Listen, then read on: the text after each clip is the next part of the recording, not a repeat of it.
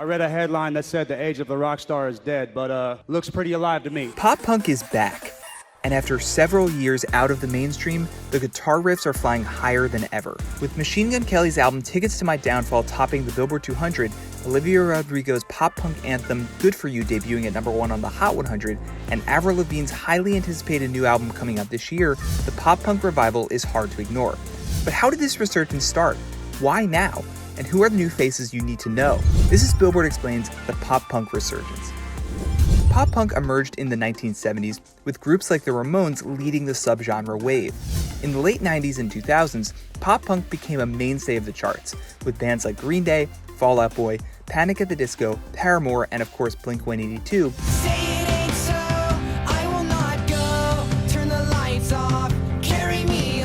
Meanwhile, Avril Lavigne was the pop punk princess, charting in the Hot 100 Top 10 from 2002 to 2004 with songs like Skater Boi, Complicated, and I'm With You.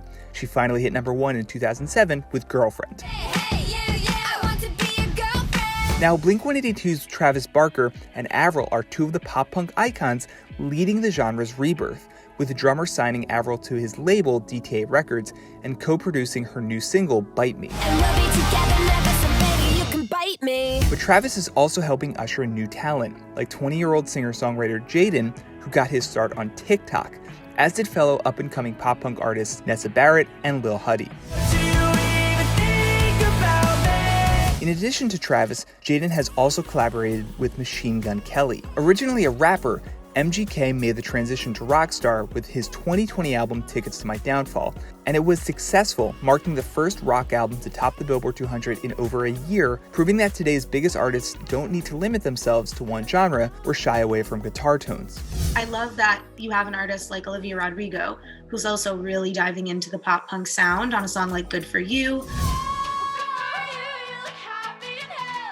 When Good For You debuted at number 1 on the Hot 100 in May 2021, it marked the first rock-influenced track to top the chart in years. It also made Olivia the first act to achieve 2 number 1 debuts on the Hot 100 from a debut album after Driver's License. As one of the hottest new emerging artists, Olivia has leaned into the pop-punk sound on songs like Good For You and Brutal, and it's paid off. God, it's brutal out here.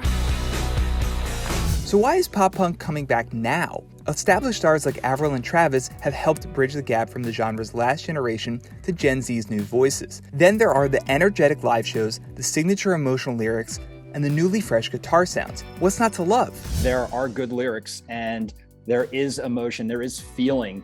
There are highs and there are lows, and I think that's just the human element that it will always hopefully connect. I feel like that's what the young artists who are exploring pop punk can do so well, and why it's maybe coming back is because it doesn't feel forced. They've grown up expressing themselves online their entire lives.